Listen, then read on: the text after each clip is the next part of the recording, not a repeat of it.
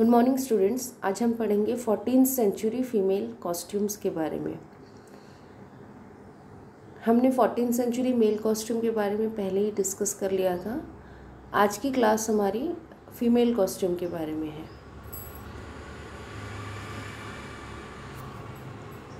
जैसे कि हमने पहले भी चर्चा की थी मेल कॉस्ट्यूम में कि उस दौरान जो फैब्रिक्स यूज होते थे उसमें वूल जो है एक महत्वपूर्ण फैब्रिक था, क्योंकि इसकी जितनी भी क्वालिटीज़ थी वो काफ़ी फेवरेबल क्वालिटीज़ थी। ये बहुत इजीली डाई हो सकते थे, ये बहुत इजीली अवेलेबल थे मार्केट में, और ठंड से ये बचाने में काफ़ी मदद करते थे। फर का भी प्रयोग इनर लाइनिंग के रूप में किया जाता था तथा इस दौरान सबसे फाइनेस्ट जो फैब्रिक था वो सिल्क था। सबसे फाइनेस्ट फैब्रिक सिल्क को माना जाता था, और केवल इसे जो अफोर्ड करते थे ये काफ़ी उच्च घराने के लोग या नोबल पर्सन ही इन्हें अफोर्ड कर पाते थे। अब हम देखें तो फीमेल कॉस्ट्यूम में सबसे पहले हम चर्चा करेंगे चेमाइज़ या स्मोक पर। चेमाइज़ या स्मोक सबसे इनरमोस्ट गारमेंट होता था जो डायरेक्ट बॉडी से टच होता था। इनरमोस्ट लेयर है जो डायरेक्ट बॉडी से टच होता था, इसलिए इसे ज़्यादातर प्रेफरेबली लिनन के कपड़े से बनाने की कोशिश की जाती थी, क्योंकि लिनन जो है वो काफ़ी कंफर्टेबल है, सूदिंग है, और बॉडी में किसी भी प्रकार का इचिंग या स्क्रैच इस तरह का दिक्कत नहीं आता है। तो 14th सेंचुरी के दौरान जो चेमाइज़ या स्मोक, जिसे हम समीज़ भी कह सकते हैं, ये इनरमोस्ट लेयर था जो महिलाओं द्वारा पहना जाता था, और ये लिनन से बनाया जाता था, किंतु अत्यंत ठंड पड़ने पर ये वुलन का भी पहना जाता था ताकि आपके शरीर को गर्माहट मिल सके। जो तीसरा गारमेंट या पहना करते थे वो था होज या स्टॉकिंग्स। होज या स्टॉकिंग्स जो है वो टाइट फिटेड लेग कवरिंग्स होते हैं जो एंकल्स से पहना जाता था, और इसकी लंबाई आपके घुटने तक आती थी। अब हम चर्चा करेंगे कॉस्ट्यूम्स के बारे में। अभी हमने बात की फैब्रिक्स क्या यूज़ किया जाता था, इनर गारमेंट के तौर पे क्या पहना जाता था, तथा लेग कवरिंग के लिए क्या यूज़ किया जाता था। अब इस पिक्चर के द्वारा हम इनके कॉस्ट्यूम्स को एनालाइज करेंगे। चिल्ड्रन, मैंने आपके साथ एक PDF शेयर किया है, उसमें आप देखिएगा ये पिक्चर काफ़ी क्लियर है, तो उसके रेफरेंस में इसे समझने की कोशिश करिएगा। तो 14th सेंचुरी में महिलाएं अनेक प्रकार के हेडवियर्स पहना करते थे, और जैसे कि मैंने बताया था कि जो ये 14th सेंचुरी था वो भी मिडिवल पीरियड का ही पार्ट था या मिडिल एज का ही पार्ट था। तो जो आपने मिडिल एज में जितने भी प्रकार के हेडगियर्स आपने पढ़े हुए हैं, वही हेडगियर्स यहाँ भी थे, किंतु थोड़े बहुत इनमें बदलाव किए गए थे। आप देख सकते हैं कि इन्होंने जो हेडवियर पहना है इसे कलेक्टिवली एस्कॉफियन के नाम से जाना जाता था। एस्कॉफियन के कई प्रकार के एस्कॉफियन प्रचलन में थे। ये जो एस्कॉफियन है ये एक कॉम्बिनेशन है काफ़ी चीज़ों का। जैसे आप देख सकते हैं यहाँ पे क्रिस्पाइंस या कॉल्स, क्रिस्पाइंस जिन्हें कॉल्स भी कहा जाता है वो है। ये सिलेंड्रिकल नेट स्ट्रक्चर या जालीदार संरचना होती थी जिसके अंदर बालों को रख के बांधा जाता था। जैसे आज के युग में जूड़ा बनाने के लिए जूड़े की जाली लगाई जाती है, वैसे ही बालों को सेट करके रखने के लिए क्रिस्पाइंस या कॉल्स का यूज़ किया जाता था, जो एक जालीदार संरचना होती थी। उसके बाद आप देख सकते हैं यहाँ पे एक वाइट फ्रिल, फोरहेड पे वाइट फ्रिल आप देख सकते हैं।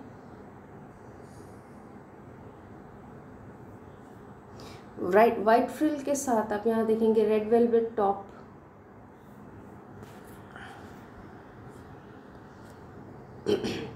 वाइट फ्रिल के साथ आप यहाँ देख सकते हैं रेड वेलवेट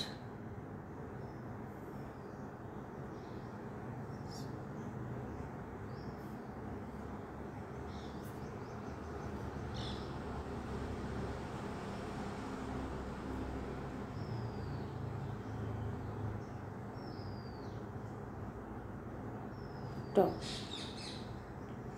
जो ऊपर है। उसके बाद आप देख सकते हैं ये एक छोटा सा कॉरोनेट अटैच्ड है, गोल्डन कॉरोनेट।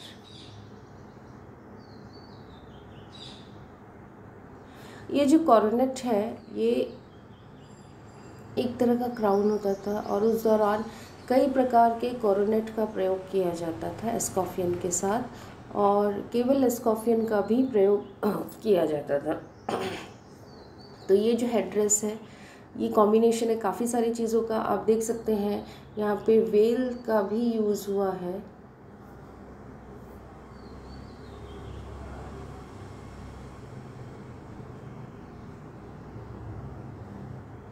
आप देख सकते हैं यहाँ पे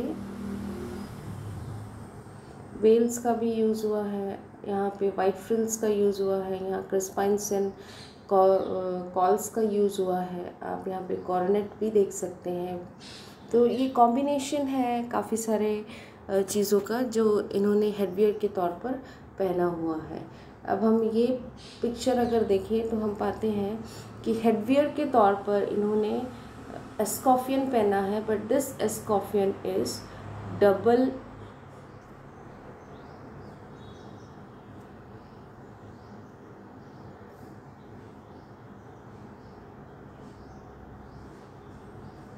horned escoffion. Double horned escoffion ये 2 सींग वाला एस्कॉफियन है। 2 सींग वाले एस्कॉफियन की लंबाई अब जैसे कि मिडिल एजेस में भी आपने पढ़ा हुआ था कि ये जो एस्कॉफियन की लंबाई 1 यार्ड तक लंबी होती थी। और इस एस्कॉफियन में आप देख सकते हैं कि स्टिफनिंग के लिए एक वेल या पर्दे का भी प्रयोग किया गया है, लेकिन इसे स्टिफ करने के लिए एक ग्लू की लाइनिंग लगाई जाती थी ताकि इनका वेल थोड़ा सा स्टिफ रहे।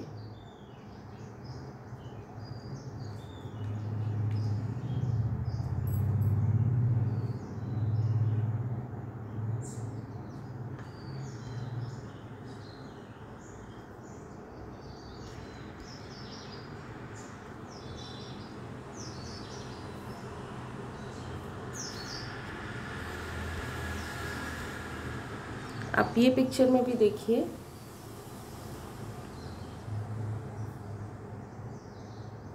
इन्होंने भी एस्कॉफियन ही पहना हुआ है। ये एस्कॉफियन का दूसरा रूप है।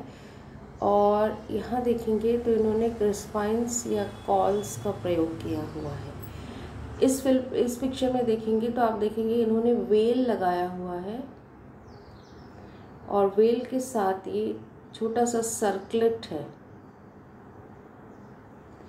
सर्कलेट एक रिंग जैसे संरचना है जिसे सर पर पहना जाता था ताकि जो वेल है वो अपने जगह पे सही तरीके से फिक्स होके रह सके।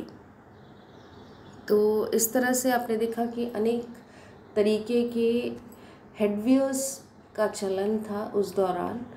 आप समझ सकते हैं कि 100 साल के पीरियड में कई सारे चेंजेस आते हैं आपके कॉस्ट्यूम में, आपके एसेसरीज़ में। तो 14th सेंचुरी में भी कुछ ऐसा ही हुआ कि महिलाओं के परिधानों में काफ़ी बदलाव आए। अभी हमने इनके हेडगियर्स की बात की, तो हेडगियर्स में भी काफ़ी चेंजेस आए थे।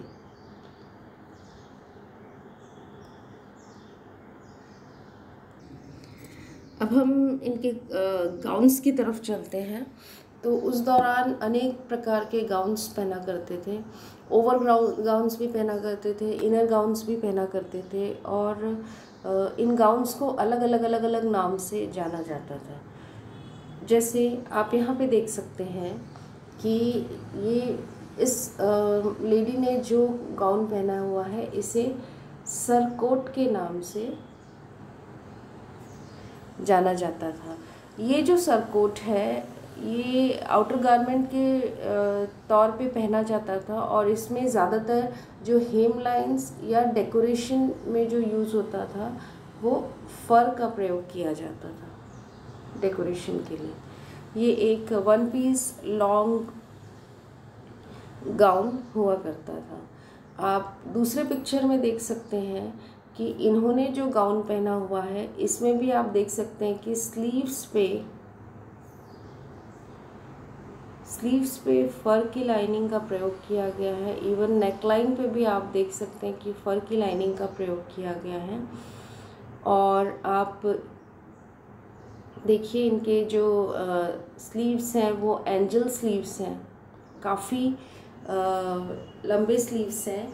और उस दौरान नैतिकवादियों द्वारा इस तरह के कॉस्ट्यूम्स को काफ़ी क्रिटिसाइज़ किया गया था, क्योंकि इसमें कपड़ों का काफ़ी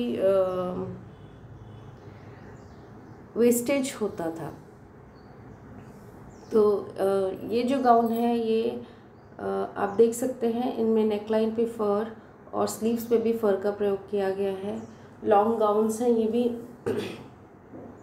तथा इसमें वेस्ट पे बेल्ट का प्रयोग किया गया है।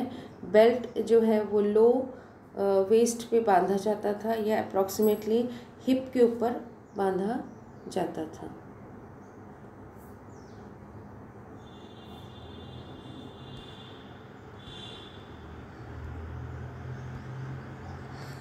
अब इस पिक्चर में आप ध्यान से देखेंगे, ये जो इन्होंने पहना हुआ है, इसमें अंदर जो पहना है ये नीले कलर का जो आपको दिख रहा है, ये टाइट फिटेड स्लीव्स के साथ, ये कर्टल के नाम से जाना जाता था।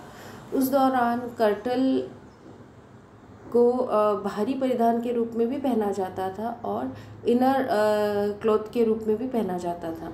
कर्टल के ऊपर उन्होंने सुरकोट पहना हुआ है। सुरकोट का भी बहुत वैरायटी उस दौरान प्रचलन में था। और आप जैसे मैंने अभी डिस्कस किया था, इन्होंने वेल के साथ सर्कलेट पहना हुआ है। उस दौरान एक और एसेसरी का चलन था, वो था टिप्पेट। आप देख सकते हैं कि स्लीव्स पे एक अलग से हैंगिंग फैब्रिक का यूज़ किया गया है। इसे टिप्पेट के नाम से जाना जाता था। ये जो हैंगिंग फैब्रिक आपको दिख रहा है, ये टिप्पेट के नाम से जाना जाता था। ये मेल कॉस्ट्यूम में भी टिप्पेट्स का प्रयोग होता था। इसका प्रयोग अप्रॉक्सीमेटली 1340 से 1390 के बीच में हुआ था, किंतु ये जो टिप्पेट है, इसे टैपेट के नाम से भी जाना जाता था। कई लोगों का मानना था कि इसकी जो स्टिचिंग है, ये सुरकोट के स्लीव्स के साथ ही कर दिया जाता था, और कई लोगों का मानना था कि इसको अलग से स्लीव्स पे पहना जाता था। ये सुरकोट जो आप देख रहे हैं, इस पे बटन फास्टिंग दी गई है वेस्ट लेंथ तक। नेक्स्ट गारमेंट पे आते हैं। तो ये आप देख रहे हैं, ये एक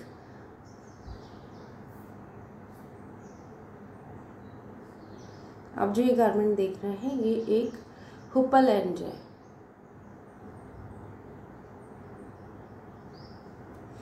ये हुपलैंड एक तरह का कॉस्ट्यूम उस समय प्रचलन में था, जिसमें हाई वेस्ट गाउन्स का चलन चला था। ये लेट 14th सेंचुरी में महिलाओं द्वारा अपनाया गया था। फ्लोर लेंथ और हाई वेस्ट फीचर्स इस गाउन में पाए जाते थे। एंजल स्लीव्स आप देख सकते हैं, स्लीव्स काफ़ी लंबी है। ये एंजल स्लीव्स, हाई वेस्ट मतलब just below the bast area, जो बेल्ट पोर्शन है वो यूज़ किया जाता था। ये हुपलैंड की एक पिक्यूलर फीचर थी। आप जितने भी हुपलैंड देखेंगे आप उसमें पाएंगे कि हाई वेस्ट लाइन यूज़ किया जाता था। तो आप इसमें देख सकते हैं कि अंदर फर की लाइनिंग भी है और एंजल स्लीव्स भी है, और हुपलैंड में इन्होंने हाई वेस्ट लाइन का प्रयोग करके बनाया गया है। और ये लेट 14th सेंचुरी फीमेल्स द्वारा यूज़ किया जाता था। एक अलग तरीके का ओवर गाउन जिसे कोठाडी भी कहते हैं, इसे भी महिलाओं द्वारा यूज़ किया जाता था। और इस कोठाडी को अगर हम विजुलाइज करें तो कोठाडी में भी इसी तरह के हैंगिंग स्लीव्स होते थे, और जो बेल्ट कोठाडी के साथ यूज़ किया जाता था वो काफ़ी ऑर्नामेंटेड और डिज़ाइनर बेल्ट्स हुआ करते थे। इन कोठाडी की जो ओपनिंग है या फास्टनिंग, बटन फास्टनिंग होती थी, जो नेकलाइन से होते हुए वेस्ट तक यूज़ किया जाता था। ये लो वेस्ट और फिटेड बॉडीज़ के साथ, टाइट स्लीव्स के साथ पहना जाता था। यदि कर्टल्स की हम बात करें तो कर्टल्स जो है वो टाइट फिटेड गाउन हुआ करते थे, और कई बार लूज फिटेड भी होते थे, पर बेसिकली एक टाइट फिटेड गाउन्स गाउन्स की तरह होते थे। और इनमें ट्रेल्स मतलब पीछे की तरफ जो गाउन्स का एक्सटेंशन रखा जाता था। किसी फॉर्मल ओकेजन पे यदि कर्टल को पहना जाता था तो इसमें ट्रेल्स भी ऐड किया जाता था, और इसके वेस्ट लाइन पे बल्कनेस देने के लिए या फुलनेस देने के लिए ट्रायंगुलर गोर्स अटैच किए जाते थे।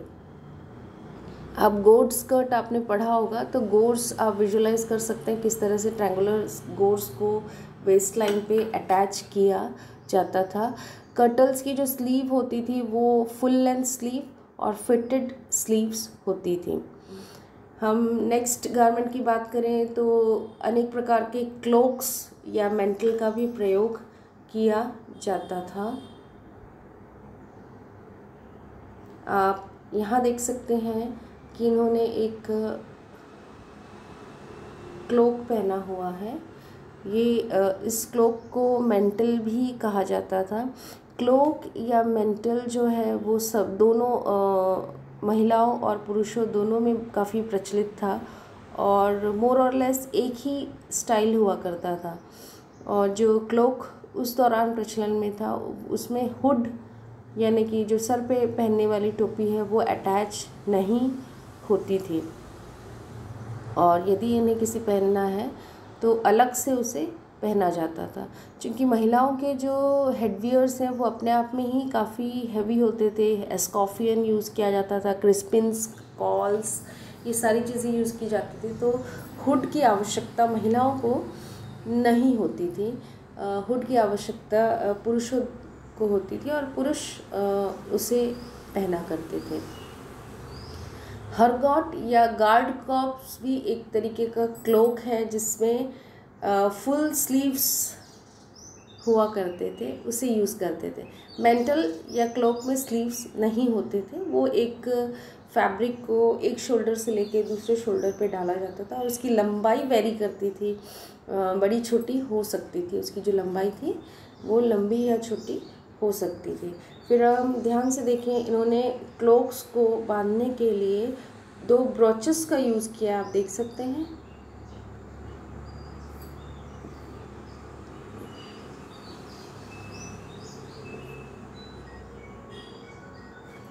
ब्रूचेस का यूज़ किया है, और ब्रूचेस के साथ इन्होंने ये कॉर्ड आप देख सकते हैं कॉर्ड जो लटक रहा है, ये कॉर्ड ब्रूचेस को अटैच करके रखा हुआ है उन्होंने और इस तरह कॉर्ड से बंधा हुआ है। तो ये जो फास्टनिंग के रूप में मेंटल्स को फास्टन करने के लिए ब्रूचेस और कॉर्ड्स का प्रयोग किया जाता था। हमने अभी डिस्कस किया था हेड ड्रेस, और इसके अलावा भी अलग अलग प्रकार के हेड ड्रेस का यूज़ करते थे। जैसे हम कॉइव्स की बात करें, कॉइव्स जो है एकदम क्लोज फिटेड बॉनेट कैप होते थे और इन्हें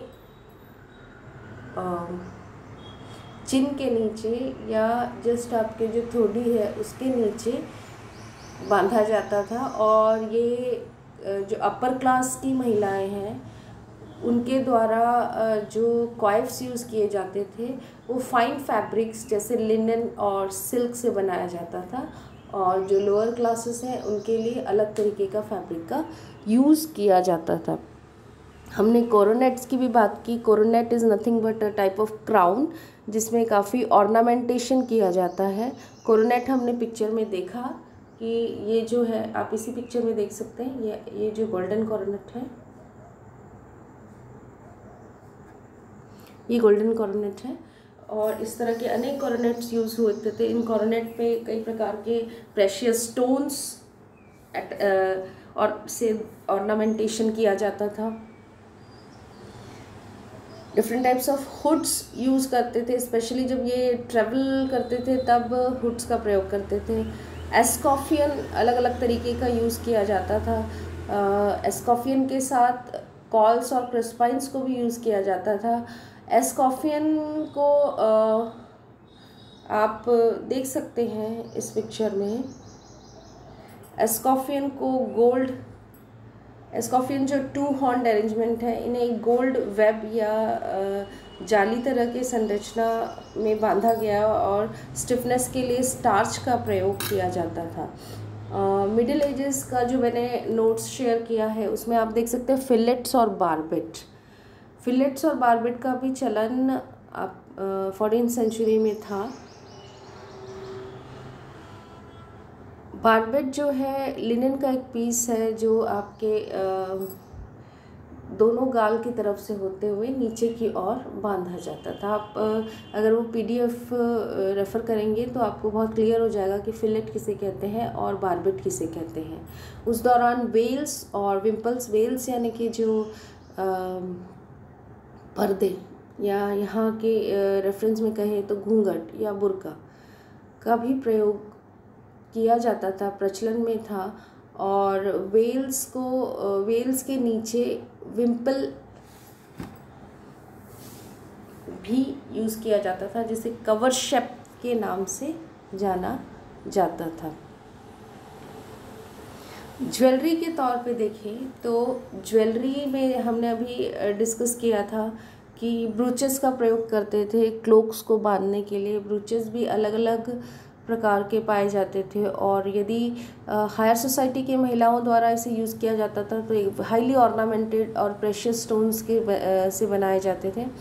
और यदि सामान्य वर्ग के लोगों द्वारा यूज़ किया जाता था ये नॉर्मल ब्रूचेस यूज़ करते थे। रिंग्स, फिंगर रिंग्स का प्रयोग केवल उन्हीं महिलाओं द्वारा किया जाता था जो उसे अफोर्ड कर सकते हैं, काफ़ी महंगे होते थे। नेकलेस के तौर पर या हार के तौर पे देखें तो ये एक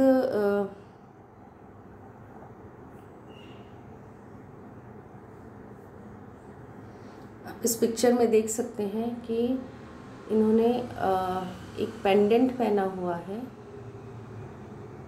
आप यहाँ भी देख सकते हैं एक सिंगल पेंडेंट है, और पेंडेंट के साथ उन्होंने जो हार पहना है वो बीडेड नेकलेस है। बीडेड यानी मोतियों से बना हुआ नेकलेस। यहाँ भी आप देख सकते हैं ये भी उन्होंने बीडेड नेकलेस पहना हुआ है। तो उस समय के चलन में जो नेकलेस यूज़ होते थे वो बीडेड नेकलेस यूज़ होते थे, और एक सिंगल पेंडेंट के साथ इस नेकलेस को पहना जाता था। उस दौरान बेल्ट्स का भी काफ़ी चलन था। अगर एसेसरीज़ में देखें तो बेल्ट्स का भी चलन था, और बेल्ट्स को लो वेस्ट पे पहना जाता था या वेरी लो हिप पे बहुत नीचे पहना जाता था। बेल्ट्स में भी हाईली ऑर्नामेंटेशन, एम्ब्रॉयडरी का काफ़ी चलन था 14th सेंचुरी में। एक और ज्वेलरी का प्रयोग उस दौरान होता था जिसे रेलिक्वेरीज के नाम से जाना जाता था। रेलिक्वेरीज एक्चुअली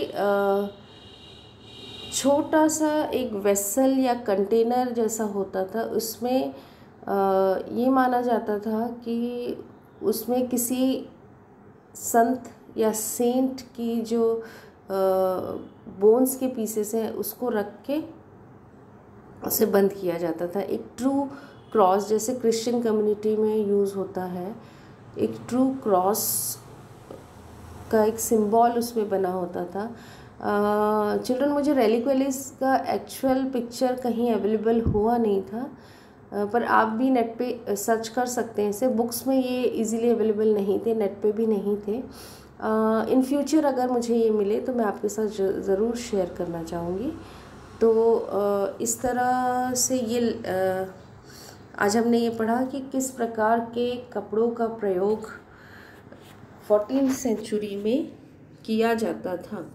चलिए इसका एक क्विक रिकैप कर लें कि उस दौरान जो फैब्रिक्स यूज़ होते थे वो वुलन, सिल्क और फर के फैब्रिक यूज़ होते थे। लिनन का प्रयोग इनर गारमेंट के लिए भी किया जाता था। इनर गारमेंट के तौर पर चेमाइस पहना जाता था। लेग कवरिंग के तौर पर होस पहना जाता था।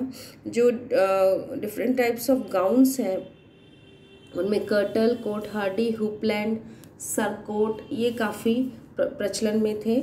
और यदि आप देखें तो हिस्टोरियंस या डिज़ाइनर्स कई जगह पे कर्टल और कोट हार्डी को एक ही मानते हैं, और कई डिज़ाइनर्स जो है कर्टल और कोट हार्डी को अलग अलग मानते हैं। बट डोंट गेट कंफ्यूज, मैंने आपके साथ पिक्चर शेयर किए हुए हैं, PDF शेयर किए हुए हैं, उसमें सारी चीज़ें दी हुई हैं। आप एक बार PDF को भी रेफ़र करिए, आपके सारे डाउट्स क्लियर हो जाएंगे। उस दौरान जो एक और गाउन पहना जाता था वो हुपलैंड था, जो लेट 14th सेंचुरी में प्रचलन में आया। इसका एक पिक्यूलर फीचर था कि ये काफ़ी हाई वेस्ट बेल्ट इसमें पहना जाता था। हाई वेस्ट यानी जस्ट बिलो द बस्ट। और उस दौरान एक एसेसरी भी काफ़ी प्रचलन में था, टिपेट। टिपेट जो है वो 1340 से 1390 के बीच में काफ़ी प्रचलन में था। और अन्य एसेसरीज़ के तौर पर, हेड-ड्रेस के तौर पर अनेक प्रकार के एस्कॉफियन, कोरोनेट, सर्कलेट्स, आप cauls, crispy nets, coifs, fillets, barbette का प्रयोग किया जाता था।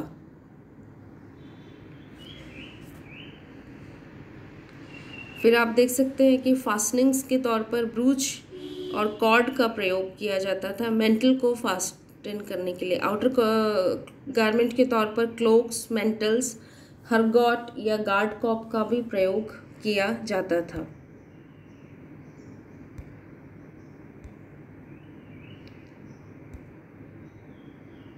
डिफरेंट टाइप्स ऑफ नेकलेसेस का भी प्रयोग किया जाता था। जैसे आप देख सकते हैं कि अनेक प्रकार के नेकलेसेस जो भी प्रयोग करते थे इसमें, लेकिन एक चीज़ कॉमन थी कि पेंडेंट, सिंगल पेंडेंट के साथ बीडेड नेकलेस यूज़ करते थे। ये बीड्स डिफरेंट टाइप्स के हो सकते थे, वेरिएशन था इसमें।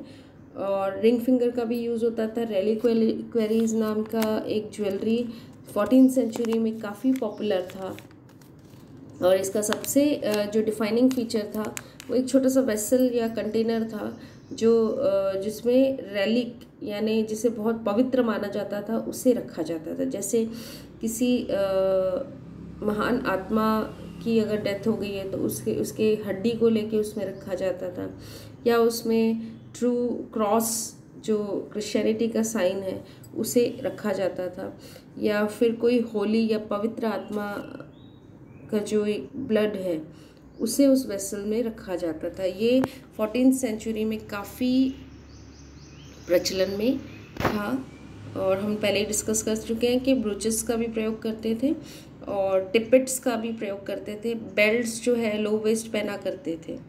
तो चिल्ड्रन, आई होप इस क्लास से आपको 14th सेंचुरी फीमेल कॉस्ट्यूम काफ़ी क्लियर हो गया होगा। पर अगर आपको किसी भी प्रकार का डाउट है तो प्लीज़ आप मुझे कॉल कर सकते हैं। Thank you children.